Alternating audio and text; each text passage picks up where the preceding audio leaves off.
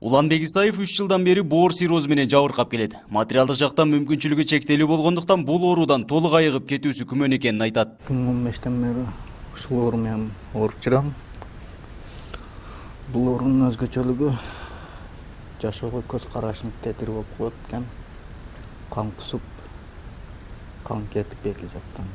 Индия мамлекетинде жасалуучу операцияга менде анчалык деле каражат жетишпейт, ошондуктан кайдыгер карабаган инсандардан жардам сурап кетип элем. Мен дагы 2014-жылы оорумду билдим эле, ошол убакта цирроз деген. 4 жылдай дарыландым окшойт. 1,8 миллион сомдун атарабында акча кетти окшойт, ошол 4 жылдын ичинде дарыланганы.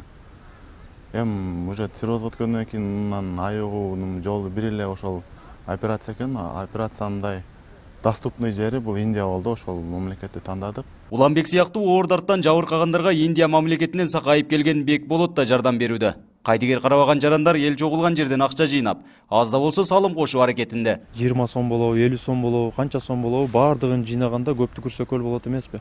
Ошолорду жыйнап туруп, бул азыркы ооруларды бир гана Кыргызстанда эмес, ошол мына чет өлкөлөрдө жасалгандыктан ушул көп суммадагы акча келгендиктен бул нерселерди уюштуруп атабыз, акча жыйноо максатында. Боорду алмаштыруу Кыргызстанда мүмкүн эместигин ак халатчандар да айтышууда. Андыктан боор сиррозунан айыгуу көп акчаны талап кылып, чет өлкөдөн гана дарылануу мүмкүнчүлүгү бар. Өтүшүп кеткенден кийин бизде азыр эми көбүнчөсү ушу Турцияда, Индияда ошол жакта пересадканы ошол жактан